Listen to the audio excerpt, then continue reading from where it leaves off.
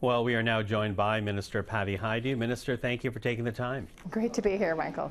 Now, you were recently in Northern Ontario, your neck of the woods, in part to spread the word about the tariff response initiative that your government is rolling out. And you, yes, are the Jobs Minister, Family Minister, but also Economic Development in Northern Ontario. What is your government trying to do right now to shore up businesses in that region and others across the country? Yeah, the initiative I was announcing was about specific businesses in Northern Ontario that have been impacted by tariffs. And actually, we were at a company called Thunder Bay Hydraulics, which had just received their first tariff bill. They use some steel in their product and ship their product to U.S. Purchasers. And the tariff bill was a big surprise to them. And so, of course, this company, amongst many others in Northern Ontario, not only help create strong economies in all of our communities, but they're also the recruiters and trainers of the next generation. I met a number of young welders and welder apprentices while I was there, and just really worried about their future and the future of their skills training. Mm-hmm. You know, I kind of wonder what your bigger strategy is here, because you are supporting these businesses right now. But is it support to tie these businesses until a new trade deal can be negotiated with the United States, or until these businesses find an alternate market beyond the U.S.? It's a bit of both, actually. There are liquidity supports for companies that are essential and have a huge footprint in Canada that are facing liquidity issues. That's not the purpose of this fund through FedNor. That they would be working with ISED and other departments to make sure that they can utilize that to keep going through these perilous times where there are negotiations happening in their particular sector. But these other response funds are really about making sure that a company like Thunder Bay Hydraulics has what they need to be able to pivot to other markets, develop new product, be able to innovate in the way that they produce that product. And so it's different. It's a different story for every small business. Every small business that's selling to the United States or has business in the United States is facing different kinds of challenges. But there are opportunities in the kinds of demands and new markets that maybe businesses haven't necessarily either had to think of or haven't been well set up to take advantage of. Mm-hmm, mm-hmm. So some thinking and searching for businesses. But, let's also talk a bit about the individuals. You talk about the welder trainees that are worried about their future. And Canada is right now dealing with an unemployment number that we've not seen in years. Can you walk us through how you're trying to set up retraining for Canadians who lose their jobs as a result of this trade war?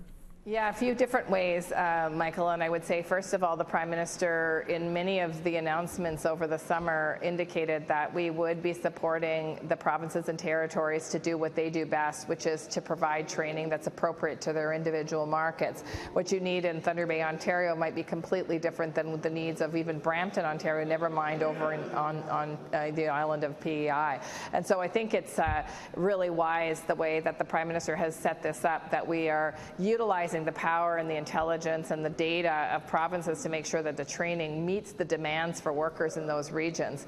We also have, as you know, a high youth unemployment rate, and although the provinces have the bulk of the responsibility and really the intelligence to be able to get to those youth quickly and understand what their needs are, we also have specialized programs for young people either that are not in school, not in training, or on the other end, we have a number of different opportunities through partners for paid learning experiences for postgrads, so that postgrads coming out of college and university actually have a chance to attach to their sector, to the labor market. This is an all-hands-on-deck moment, and so we continue to work with provinces and territories on what's going to suit their needs best, with the end goal of making sure people are set up to really take advantage of sort of these changing times. Mm-hmm, mm-hmm. So facilitating the resources that are there. But Mr. Davies, the interim leader for the NDP, he's also calling on the government to support direct job creation programs as a way to respond to unemployment and these economic turbulent times. Are you considering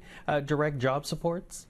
Well, we do provide direct job supports. I don't know where Mr. Davies has been. I mean, Canada Summer Jobs is a direct job support, and in fact, we increased it by $25 million last summer.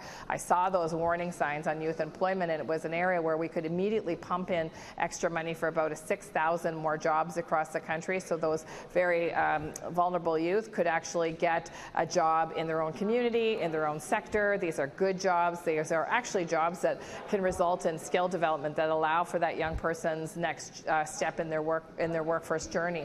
The other thing I would say is that there are, as I mentioned before, there are a number of additional supports the federal government provides on top of the $3 billion every year that provinces and territories receive as the labor market transfers to provide things like, many communities across Canada have some version of a youth employment centre that helps young people work on resumes, on interviews, on preparing for the workforce, and actually landing that first job or subsequent job.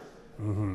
Now, he is also suggesting, or it's not so much suggesting, but sounding an alarm right now about potential job cuts in the upcoming federal budget. What should we expect there?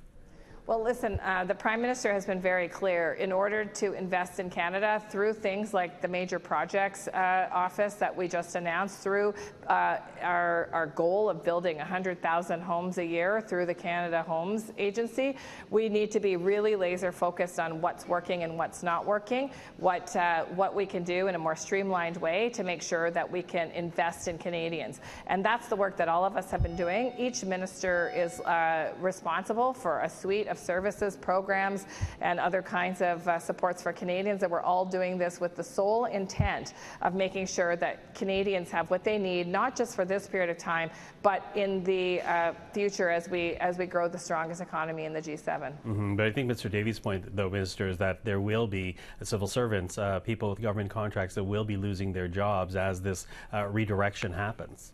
Well, I think he's making a bunch of assumptions, actually. I think that no one really knows yet exactly how departments are going to propose to streamline their services. And there are lots of different ways that departments can reduce expenses. And quite frankly, I think, those kinds of comments are not necessarily helpful. I think everybody agrees we need a strong, healthy civil service to be able to deliver on these ambitious approaches. But we also need an agile civil service that can respond with the times. And in my own department, I'm just so proud of the many people that are working on whether it's childcare or labor programs, on benefit delivery modernization, something that I think all Canadians are interested in, getting money to Canadians in ways that match the times. This is a complicated work, and I think that our government is focused on doing it well and creating the best value for money for Canadians. Minister Patty Hajdu, thank you for the time. Always appreciate it. Thank you very much.